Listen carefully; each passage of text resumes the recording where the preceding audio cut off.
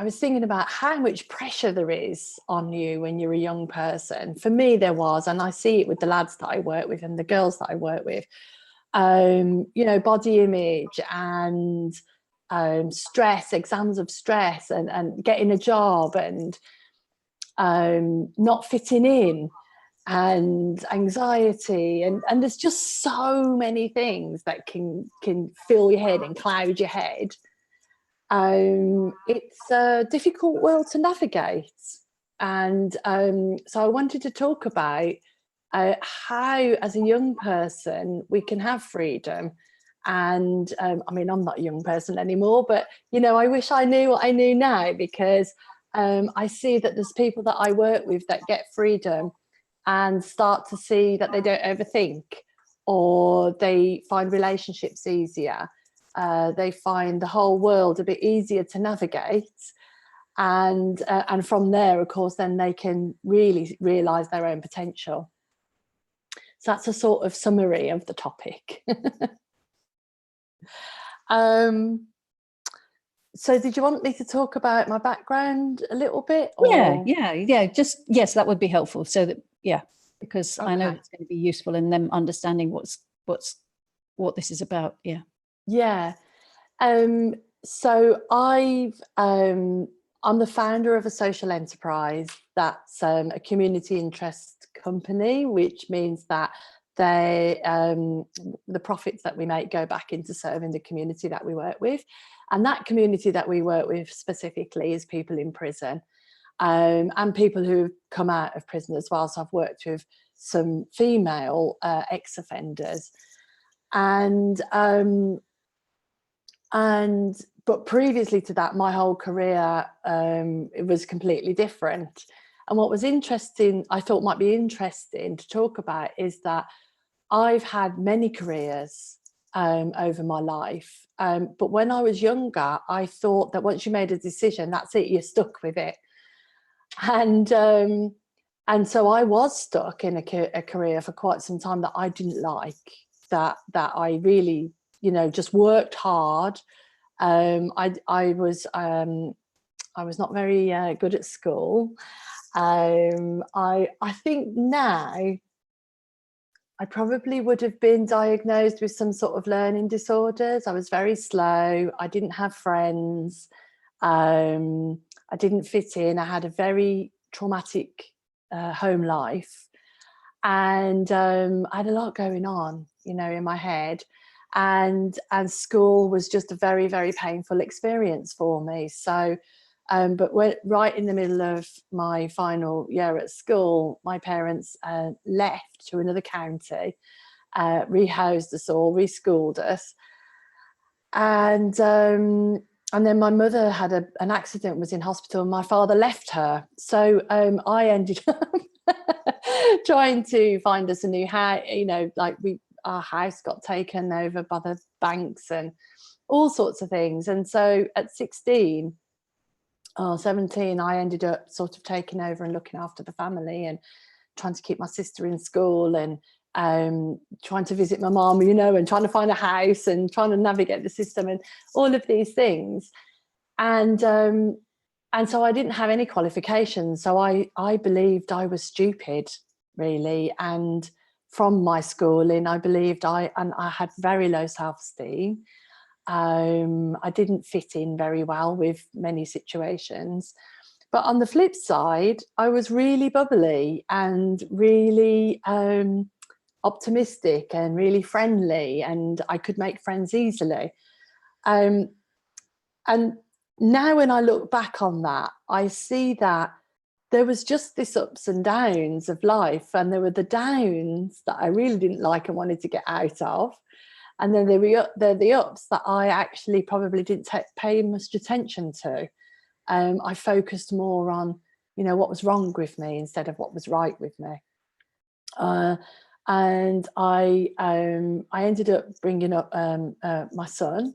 I had a boy when I was 25. And when he was 5, I decided that it was time to get an education. So I went to university while he was at school, and got qualified, and, you know, ended up with a master's degree even. And so I see that there's a really strong message there that I've reinvented myself a lot of times in my life. And I've come to times when I've gone, and even pre this understanding, where I've seen at points in my life, this isn't really working out very well. And I've done something else. And sometimes that's taken a long time to get to that point, and sometimes it's gone, oh, I'm going to do something else. But that whole being able to reinvent yourself and not having to make decisions that are final when you're really young, you know, and you're at school and you think people are saying what you're going to be and do these things and do those things, and you think that's it for the rest of your life. And I'm here to tell you it isn't. And also, I really felt as though it was all on me. You know, I was the one that had to make it happen, and I was lonely in my pursuit of trying to make my life work. And yeah, I had a lot of struggles. But now, with what I know now, I see that, and I'm able to help other people see that actually it's way simpler than we think. And the more freedom in our mind that we have, the more freedom in our life that we have. And bearing in mind, I work with people in prison. That's what they're seeing too. And I see that they're just young people. I work with people I work with all ages, but some of the people I work with are in their 20s. And, you know, they've been care leavers, and they've been in care, and they've been in the system since they were 14, 15 years old. Some people tell me I've been in the system since I was 5. They've had abuse, they've had all sorts of things happen to them. And then they're finding that, oh, actually, I can have a freedom that's above and beyond any of the things I've experienced in my life. And I think that's really hopeful and really heartening, and very precious to be able to see that. There was something else that I was going to mention, but I've forgotten what it is now. About my own struggle and what I've seen. Anyway, I'll remember if it comes back. Yeah, I think that's really, it's so interesting hearing you talk about how you weren't getting on at school, and you thought badly of yourself, and it all seemed like there was no other way out. That has been such a common, you know, that even though it would, as I said, it would be nice to have young people on talking about their experience. It's been really interesting hearing from older people that at exactly the same thing, that so many of them who are now really, really doing well in life and have been through lots of different changes, started off in school thinking they were useless, thinking that they were no good, and even being told that at school too, and really struggling, and then finding a way out. So it's so hopeful for young people. I think it's so important that they hear that it's not you, and you're not like that, and you're not what you think you are. Yes, definitely. And absolutely, I also told, you know, that I was useless and couldn't do this and that and the other. And the other thing that I reflected on that might be interesting to talk about is no one ever told me about, let's call it intuition, or, you know, wisdom, or that sort of little inner voice. And I know it's talked about more now, definitely. But I didn't know what that was, and I didn't know how to listen to it. And now when I look back, now when I know more about it, of course I don't know everything about it, because you never can. But when I look back, I see that I did have it. You know, there were times in my life where it just made sense. You know, for instance, when I was younger, it made sense to leave home. It was hard, and you know, like it wasn't easy, but it made sense to me to do that, and I followed that. And when I look back now, I see that there were moments where something fresh would occur to me. I'd been down a rabbit hole of there's no way out of this, you know. So for instance, I was living in Leicester in a house that I'd found for my mum on benefits. My mum was on benefits because she'd come out of hospital and couldn't work. We knew nothing about benefits, you know, we'd never. So I'd found all that out, and my sister had come home, and my mum was living at home then, and it was just a really volatile house. I still had a relationship with my dad at that point. My mum and my sister resented that. There was just arguments all the time, and it was I was working, I was paying the bills, and it was just really, really volatile and unhappy, a very, very unhappy place. And sadly, there's been a few times in my life when I've contemplated suicide and attempted it, and fortunately I've never been successful. But that certainly was an option for me, a way out of all this stress that I was feeling at 18 years old. And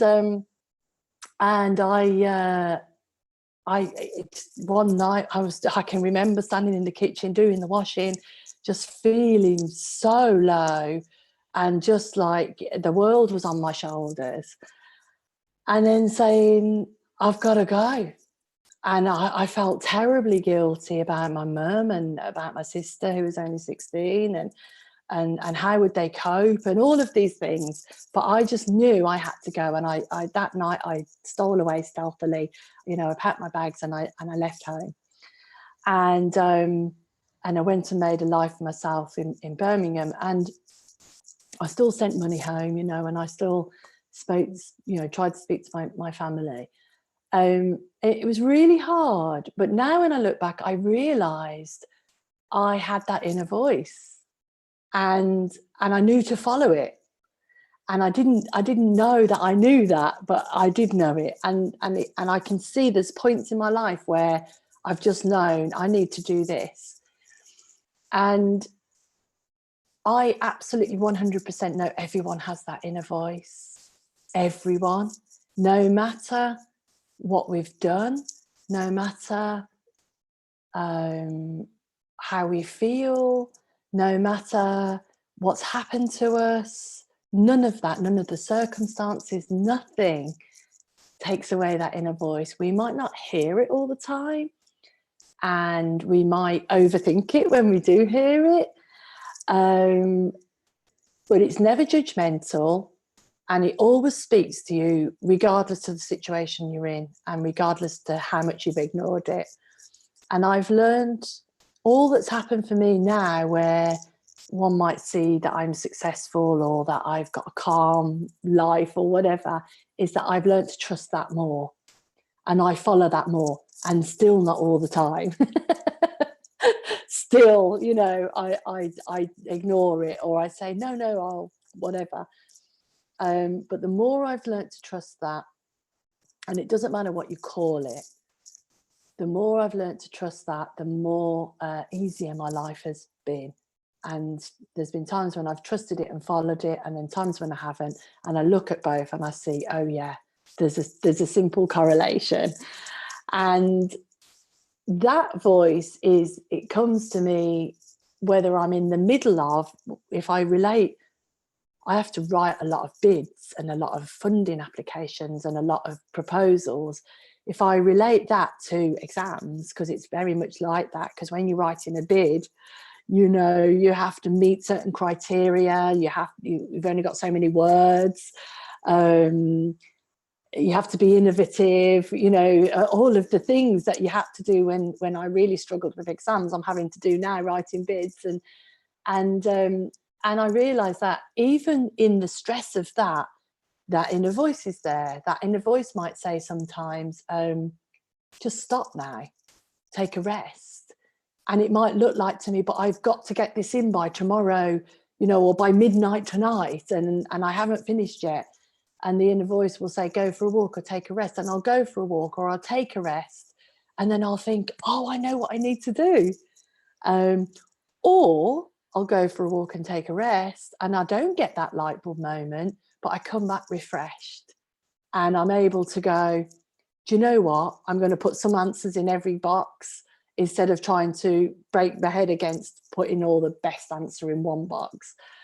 And I love that speaks to you regardless to anything else, and that's the thing to trust, not what your parents are saying or what your husband is saying or what your friends are saying or what anyone else is doing, but that inside inner voice, and it just never puts you wrong.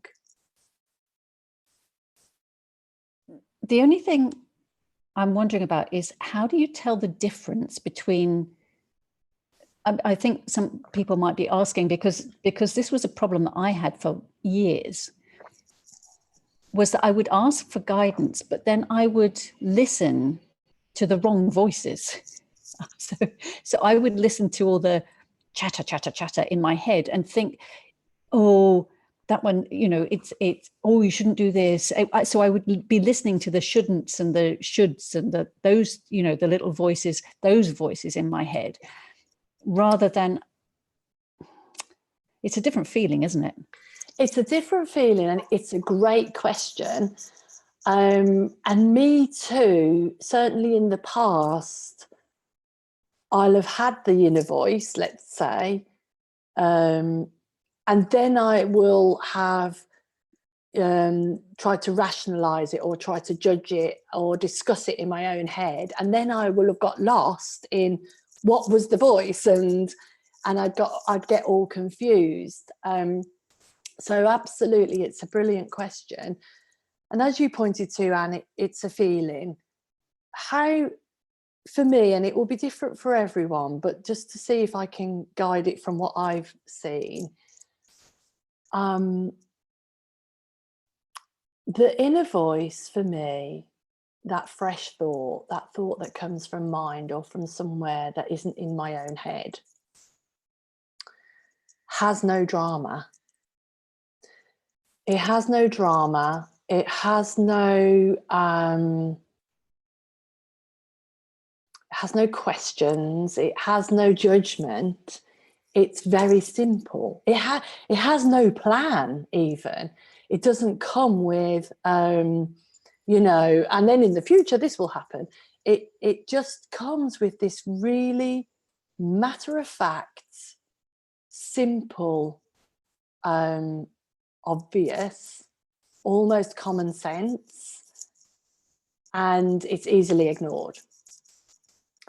And I just started to learn, and you can have that voice regardless, as I said before. So you can have a head full. I've worked with people who have had addictions, had terrible lives, been sex workers, been in prison, all sorts, been in the gutter, as they might say, and they can still have that inner voice. But the more that you can tune into a quieter mind, the more you can hear it. That's all it is. So people concentrate a lot on quiet mind and silence and everything else, and that's really nice. But not everyone can get a quiet mind, especially right now. But I started to see that, it's a different feeling. It's just very matter of fact. It's like a little nudge. I didn't ever think I had insights. I didn't even know what an insight was. I just thought it's really lucky that those people that have insights, they're really lucky. But I'm not one of them. And I learned that they were like just little nudges, like phone that person, or my favorite one, you need to go to the toilet. It's as matter of fact and as down to earth as that. And when you start to realize that, you start to go, oh, I do know when, say, I'm hungry or when I need to go to the toilet. I do know when I need to sleep, but I'd stay up watching videos all night. Everyone's had the feeling of, I should get out of this relationship. Everyone's had the feeling of, I probably need to get a different job. Everyone's had the feeling of, I probably need to study, but I'm going to watch videos instead. Everyone has that, but we overwrite it, and it's just starting to look at, oh, do I do that, and experiment it with it in your own life. And I'm always cautious about the feeling part, because I just watched a very interesting video. Am I right to carry on talking? I just watched a very interesting video by Eckhart Tolle, and when he was talking about the differences between feeling and intuition, and he was saying the thing is about feelings that you can think that you should follow your feeling, but it's actually coming not from a good place. It's coming from fear or judgment or lack of self-esteem, let's say. And he told a really funny story about how a girl came.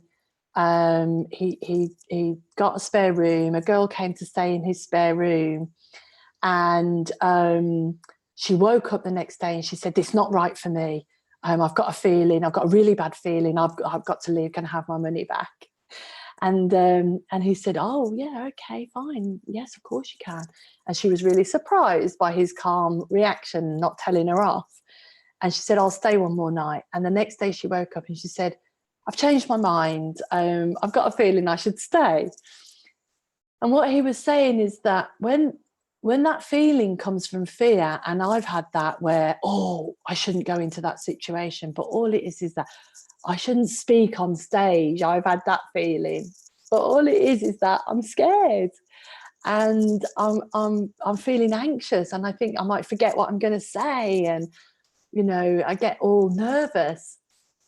So it's not that sort of feeling. It's when the feeling comes. It's almost like the feeling, you can't even really tell what the feeling is. It's so neutral.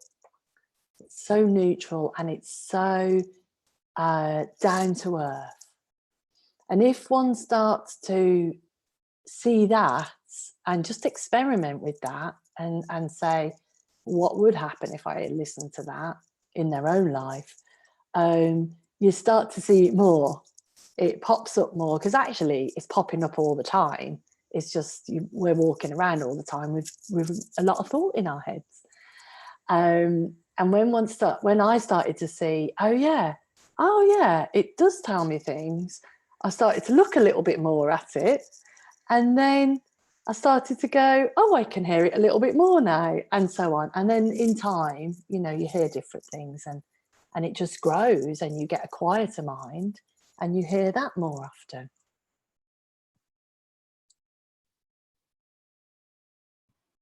Yeah, that's absolutely right. I know that was one of the biggest things when I first came across this understanding, when I first came across the 3 principles and the understanding of how things work. Was my biggest thing was, I had always thought that uncomfortable thoughts and uncomfortable feelings were important, that they were telling me something, that just what you just said.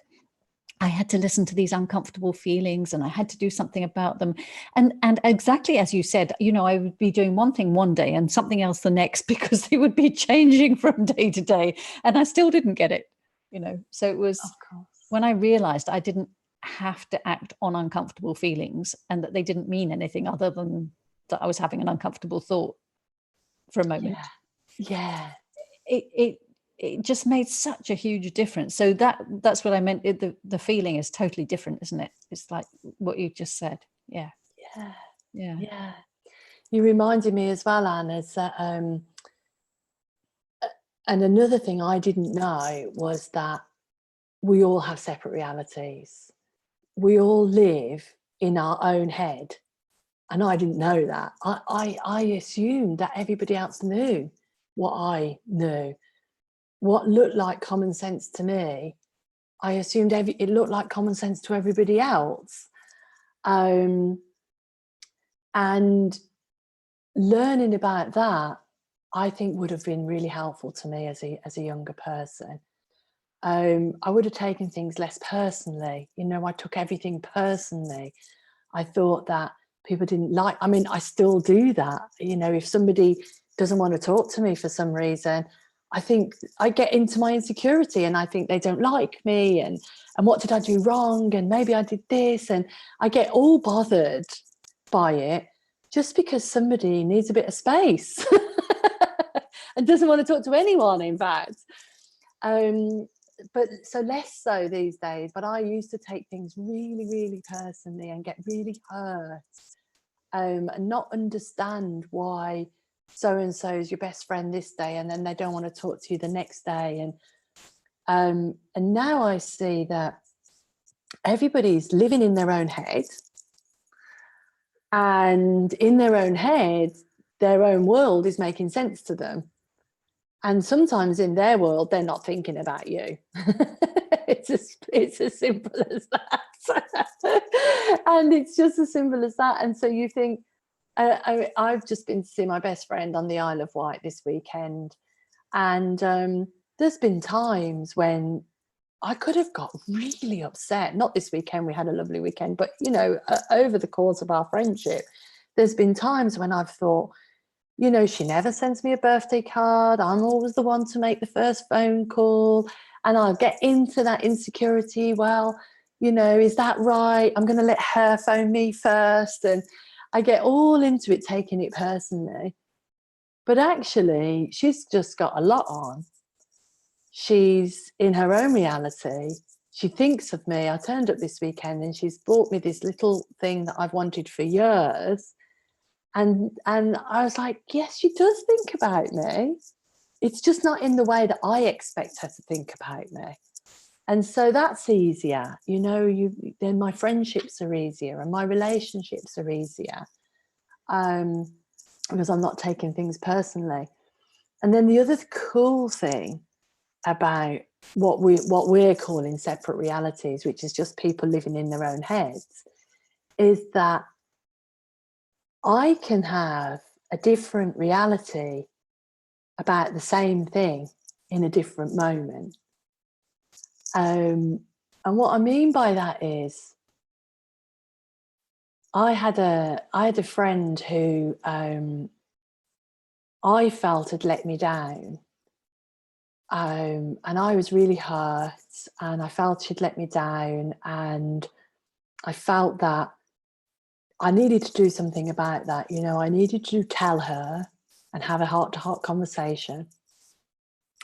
And I felt the pain of it. And I've gotten used to sitting in that for a little bit and not trying to fix that pain anymore, and not trying to get out of it, and just sitting with it for a little while, knowing that thoughts come and go, and that I might not feel like that in half an hour or a day or a week. So I've gotten used to that. And also I've gotten used to the fact that in that pain, I can't see very clearly, and I can't see her very clearly. And so I decided that I would just wait it out a little bit before I had a word. And some time passed and I was less bothered by it, but when I thought about it, I'd get very down. When I wasn't thinking about it, I was just getting on with my life. But when I thought about it, I was getting down. And I kept having conversations with her in my head. Oh, well, you shouldn't have been doing that, and all sorts of things. And I saw that, I keep doing the same thing, so that can't be coming from a different place. And I'd like to come from a different place. I'd like something fresh. I'd like to see something fresh about that. So I waited it out and kept having these conversations and saying, I'll sack that one off. I'm not listening to that. And then one day that happened. I was sat in my bed and I was thinking about her, and the pain came and the conversation came. And I thought, oh no, I'm bored with that. Not that. No, not that. That's not the thing. And I suddenly had a real loving feeling. And I thought about all the amazing things that she does and all the amazing times that we've had together. And I wasn't in pain then, I was in love. I really felt like, wow, you know, when this happened and when that happened, and I felt so warm and loving towards her. And in that feeling, I had this fresh thought, which was, oh, that was just a moment. That's not the sum of our relationship. And I don't think I need to even talk to her about it. She probably feels really bad and she'll sort that out for herself. And I just felt very loving and very patient, and all the pain fell away, and all the angst fell away, and all the should have a conversation fell away. And I just thought, oh, it's easy. And the next time I connected with her, nothing was said. I just connected with her in this loving space, and actually our friendship grew. And neither of us have talked about that situation. I didn't feel like it needed to be talked about anymore. And I really saw in that moment, you can really have different realities. So that reality looked like to me at the beginning, that's not good enough. I need to do something about that. And then it looked like, well, maybe I can just be patient for a while and feel the pain for a while and not have to do anything right now about it. And then it looked like there's nothing to do. I'm in love. And I realized, Anne, that there may have been something to do. There may have been a conversation to have, but it would have come from a different place. It would have come from love, and it would have come from seeing in her the love in her. And if there needed to be something to said, it would have had a different feeling and a different impact.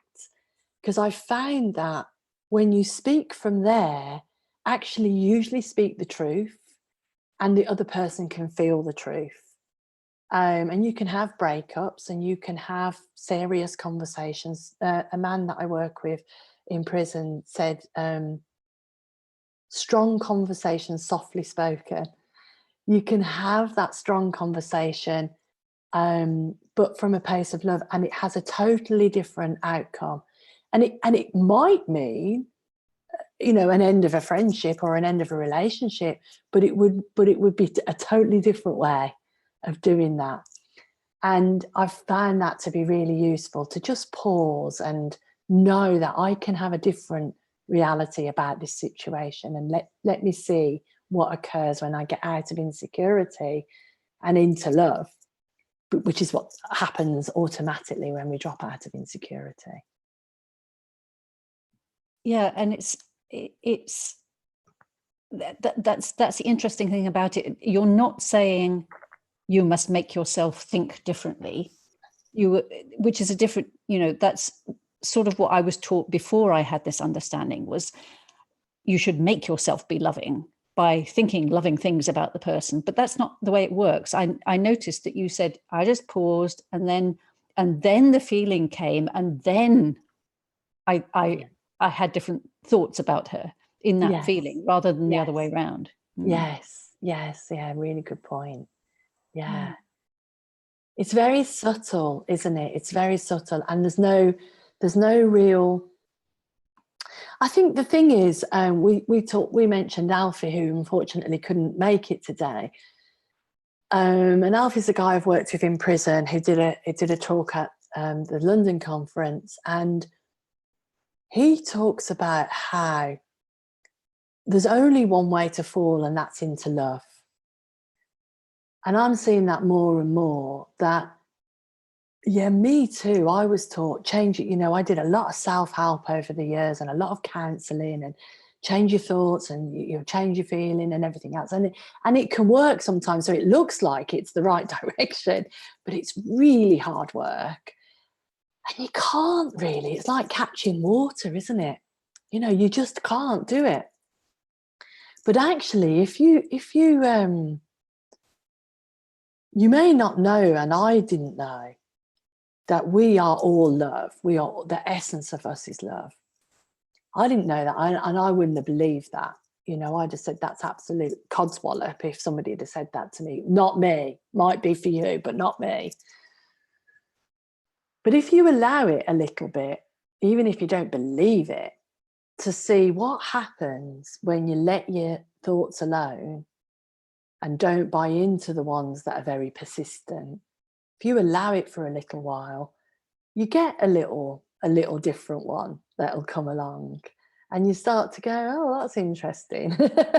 and you know, you can play with it.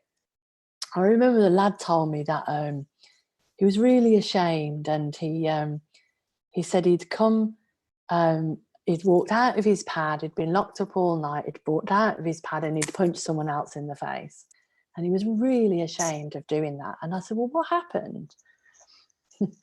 And he told of the situation. The other man had wronged him many times. He'd stolen things from him. He'd come in his pad and stolen things from him. And he'd forgiven him, and he'd let him get on with it, and he'd sort of had words with him, but nothing changed. And then he stole something that belonged to someone else. And this man had to then deal with this other person. So then he really got caught up in, you know, I can't let him diss me because then that's dissing this other person, and so on. And he said, so all night I was thinking about how I could get him back and what I needed to do and how he'd wronged me. All night. I said, all night you were thinking about that? And he said, yeah, all night. I said, well, no surprise then, is it? That you walked out and punched him in the face. And he said, what do you mean? I said, well, that's how the system works. If you play over and over again in your mind all that negative thinking, it's going to have a negative outcome. And he went, yeah, wow, yeah, that's true. That's how the logic of the system works. And he said, and actually, I did have some positive thoughts come into my mind, but I brushed them away. and that was amazing, because he really saw, yeah, you do get them, but you ignore them because you're like, no, I'm happy in my anger. I'm happy in my discontent. I'm happy in my misery. How many times have I, during a breakup, played the saddest music I could play and cried more, or looked at photos that make me cry more? You know, I was happy in my misery. And the cool thing is, you can live in your anger, live in your misery, wallow in your feelings with the knowledge that new feelings will come along. New thoughts will come along. You don't have to do anything about them. You don't have to get out of them. And in a way, enjoy them for a while, because they'll go and then you'll be happy again. So you might as well, now when I get angry, I sort of like, I enjoy it a little bit. And I'm like, yeah, let's smash some plates while I'm in it. I try to do as little damage when I'm there as I can, you know, or when I'm in a low state of mind, I try to do as little damage as possible. But I just let myself enjoy whatever feelings come, knowing that a more stable, warmer, you know, neutral feeling will come in its own time. There's a difference, isn't there, between feeling the feeling and taking action on it anyway, like you've just said, because and very often if we don't try to fight the feeling, we don't need to take action anyway. It's only when we think I shouldn't have that feeling that it does that. The other thing, I think, the other reason we hang on to those, onto thinking about those things like that, rather than just enjoying the feeling. And enjoying the feeling is a different thing. But when we, like he was doing all night, thinking, is because we sometimes listen to that thought that says, oh, but if I don't, this will happen, or that'll happen, or it'll mean that that's okay that he did that, or it's okay that she did that, or and that's not true either, because you're like your your example showed that when you allow yourself to be in the loving feeling, you get a completely different outcome anyway. You didn't need to, I have to show her, I have to show her. That's just another thought, isn't it? That we've got used to taking notice of, that doesn't actually make any sense, even though it seems like it does at the time. Yeah, yeah. And that's another good point, Anne, is that, it's a good point to the question you asked earlier about how do you know the difference? Well, the urgency can tell you. The more urgent it feels, the more that's warning you've got to be off track. And I mean, lots of people say, think before you send that email or make that phone call. And I mean, we're always on our phones these days, aren't it? It's so easy to send that angry text or whatever. So we know we should pause, but we don't often do that. Well, I like to take a step back and say, just check in on the urgency of it. And when I'm in that really urgent place, it feels like absolutely the right thing to do. And what I get comfort from is thinking, well, if in 10 minutes it's still the same and it's still urgent, then maybe I'll consider it again, but I don't have to do it right now. And usually in 10 minutes that's changed, but in that 10 minutes I might check again and go, right, hang on, that still feels really urgent and it still feels very self-righteous. So I'm just going to use that as a little bit of a check to see where I'm at, and pause again. A little bit like, maybe many other people don't have this problem, but I do. Having a pudding after my dinner, or that extra piece of chocolate. If I wait half an hour, I usually don't even want it. It's that really urgent, I've got to have something sweet after my dinner, or I need chocolate because actually I feel a bit low and a bit shitty, and so I want to have chocolate, or it's covering some sort of feeling. But actually, when I wait, not only does it usually go away and I don't need it after all, or I forget about it, if I do then have it, I enjoy it even more. So it's the same, is that if that urgency is there, there's just something off about our thinking. Just wait and just see.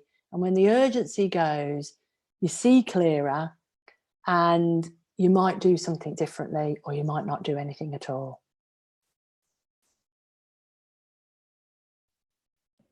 You mentioned Alfie, and I've got the link to his video, which I will post with this so that people can see that, because it's Great. so good. That is so good and definitely worth watching. But I was just wondering if maybe you could talk a bit more about how it may not make sense to people how you can have freedom when you're in prison, or when all of these horrible things have happened to you, because even though we've got some idea from what you've said about what's happened to you,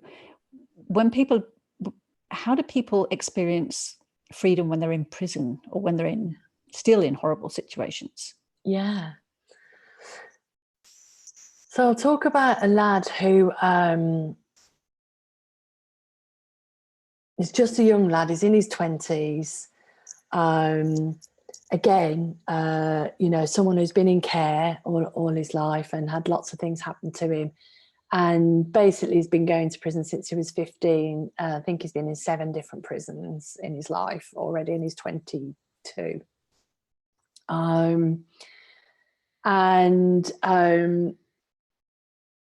He was very, very, very tightly wound, sort of just very sort of seemed very composed and very tightly wound, but that woundness would explode, and that's where he'd get into trouble. And he's in prison. He doesn't like it. He comes to see us and he's like, I really, and he's just got his head down like this the whole time. Why are you here? Why are you in group? We will say to them, and he said, I don't want to come back to prison. I want things to be different. And most people do want things to be different. They don't really want to be in prison. And but often don't know how to do that. So what he was doing, which is brilliant, was getting educated. He decided that the prison offer some qualification, a business study class and things like that. So he was doing those things because he decided, I want to get educated and then get more chance of having a job when I get out. And he wants a relationship and he wants children, all the normal things.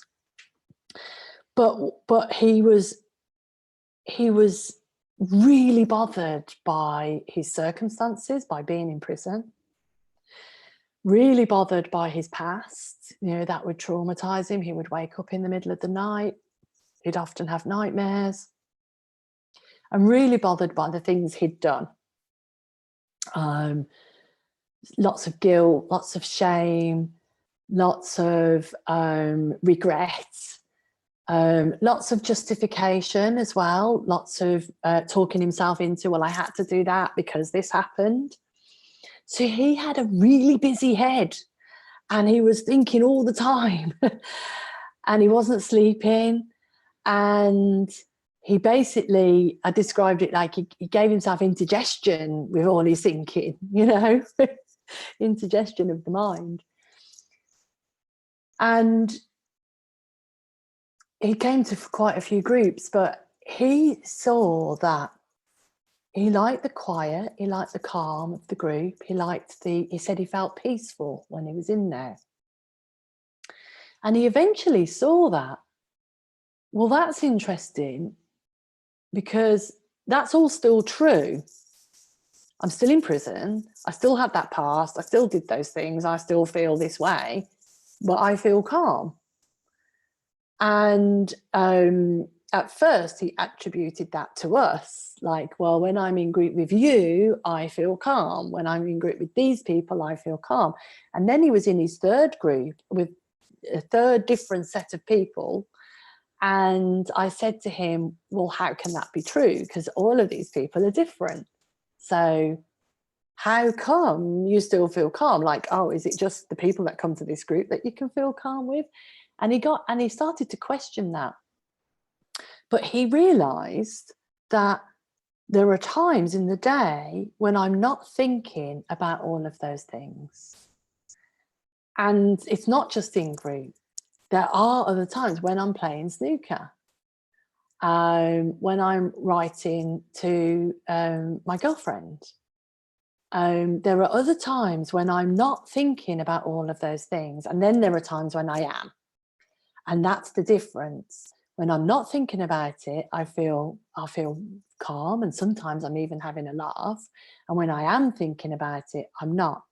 And so first of all, that's what he saw. So then he's just started to feel a little bit more like that's an option, that it was possible to feel calm even with all of that. And he hadn't been sentenced at that point. So he didn't know what sentence he was going to get. And so they say that's another stress on them, that's another pressure on them because they're waiting to be sentenced. And he saw that. He started to feel like, well, I don't know what I'm going to get, but I'll know when I know. What's the point of thinking about that and worrying about that? And the more that he had those type of thoughts, the calmer he felt. He calls it peace of mind. The more peace of mind he had, and the less bothered he was. And the less bothered he was, the less anxious thinking he had. And the more sleep he was able to get. And then more hopeful he started to feel.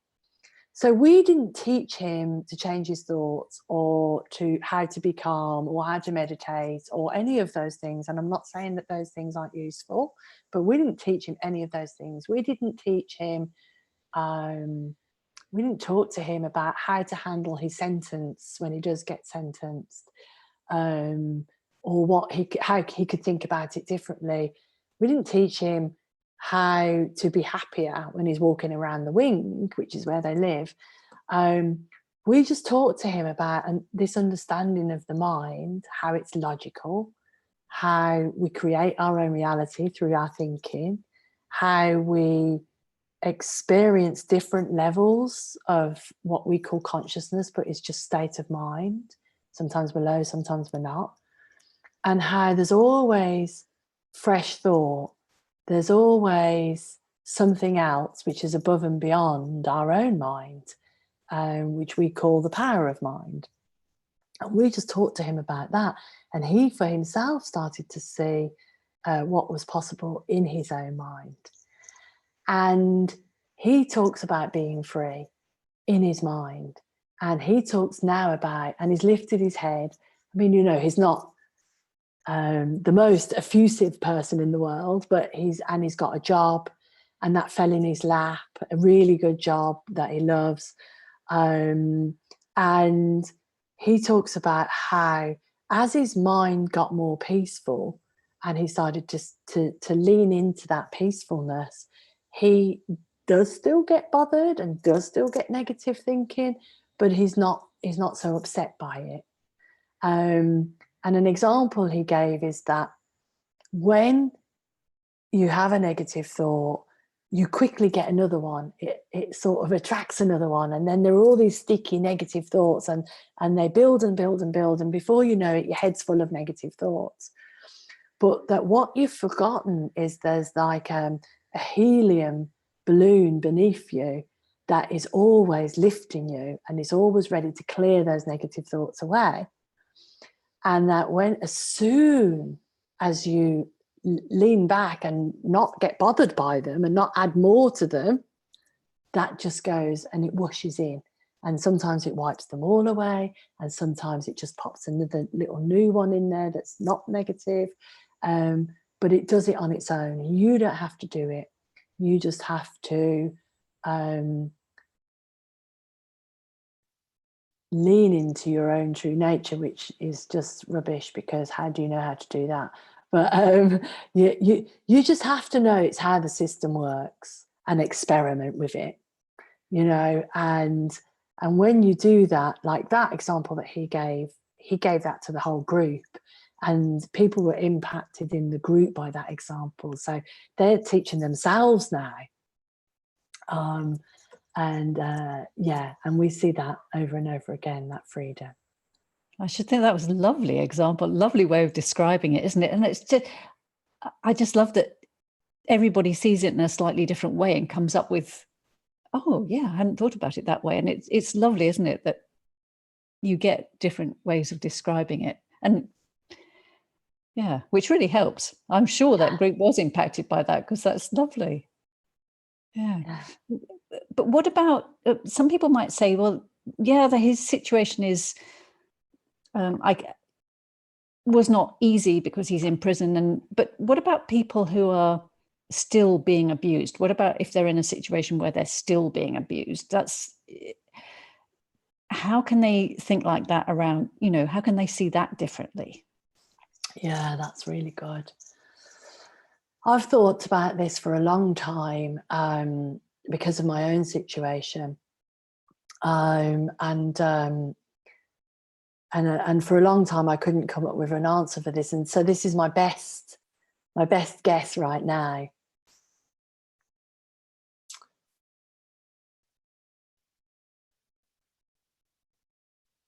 No one is broken. Not the human psyche that everyone has cannot be broken or damaged. And no one can tell you what's right for you and what to do. But because we're not broken inside, deep inside, we're not broken, no matter how it looks. There's always a seed wanting to thrive within us. And that seed is telling you what you need. It's protecting you. So when I think about my situation, I never argued with my dad as much as I kept out of his way. I see now that was wisdom. That was me knowing how to protect myself. I didn't know that. I just knew as much as possible, keep out of the way. When I had my teeth punched out by my ex-partner one night, he flew into a jealous rage, and I didn't know what to do, and I was cowering, and the cowering made him more angry, and in the anger he dragged me and punched me in the face, and my face completely swelled up, and my teeth were punched out. And I'm lying on the sofa, and I could feel that something bad had happened, and he's still raging, you know, in the background. And I was 23. And I just went very clear and went to the bathroom. I looked at my face in the bathroom. Everything was swollen. And I just said to him in a very calm voice, sober up, because he was drunk, drink coffee, I'm changing, you're taking me to hospital. And I had this calm came from nowhere, and it just fed me what to do. I'm not saying that was the right thing to do, I'm just saying what I did at that time. And in that calm, I knew then, you have to leave him. Now, I didn't leave him. I didn't leave him. Several more things happened. It never hit me again, but several more things happened. I ended up in hospital. There was bits of teeth in my gums. I had to have operations. And he was having an affair while I was in hospital. And so several more things happened. But that thought kept coming, you have to leave. Now, I overrode that thought with, but, you know, no one else will love me, and he does love me really, and he can change. And we tried to get help. He had hypnotherapy, and you know, I tried to do other things with him, until the day that I woke up and went, enough. And that neutral thought, it came with no drama. I didn't know anything about this understanding at that point. It was just enough. And in there, I knew, go now. And I packed everything and went and just left. And there was hard times to come with him trying to get me back and everything else, but I knew so strongly to go. Now, I've worked with another person, and for her, what came to her was, there's a mental health problem here. And she went and got her partner, and they got mental health, you know, they got some counselling, and he changed, and they stayed together, and their marriage survived. So she had a totally different experience. And it doesn't matter how old you are. It doesn't matter if you're young, old, whatever. That human psyche that can't be broken, that inner voice, lean into that. And try it and trust it, because that's the thing that will guide you. And you know, you can't be told by anyone else what's right for you. You'll see it, and it's hard to see it when you're in it. But I know you've got it. I know, because I had it, and I didn't know I had it. And at the same time, it's important for people to know not to give themselves a hard time when they're not. Totally, absolutely. And that's a good point, because I gave myself a hard time, and so did everyone around me. I lost all my friends. They all said, if you don't leave him, we're not going to be there for you anymore. So that's why it was so hard. You know, it was a really, really, really tough. But I've learned to just love myself regardless, because I'm doing the best I can. I was doing the best I could then. And it's easy to say now on the other side of it, and way, way, way on the other side of it. You know, I'm in a very, very loving relationship now, and my life's very, very beautiful. And I can't even imagine anything like that ever happening to me. It's easy to say now that I see that I really, really did the best I could. And I wouldn't actually change any of the things that have happened to me now. And the pain that I've been through and the trauma that, and you see that I talk about it very openly and very easily. It doesn't mean that when I think about it, I think, you know, when I was talking about it then, I'm surprised that I've just talked about it. I haven't talked about that for a very long time. But I'm not traumatized by that anymore. And actually, that's something that I can draw on when I'm working with other people. And that's something that I can draw on when I'm writing. And it's an experience that I'm actually, now I say, I'm glad I had that experience. It's informed me as a person. And now that I know that I don't have to live in it anymore and I'm free from it, it's actually something that I can embrace about my past. Well, that has also all been so really beautiful. Thank you.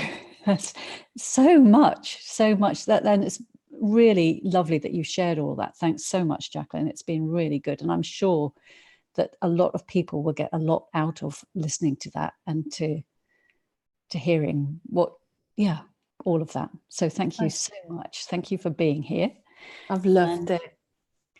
And if people have any questions, they can leave them underneath the video. They can get in touch with us through the website at thesecretofeverything.com.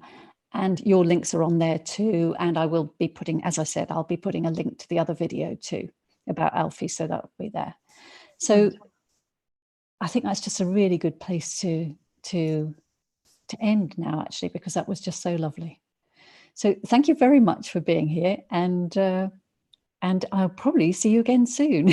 I look forward to it. Thank you, and I love you all. Thank you. Yes, thank you, everyone. Bye-bye.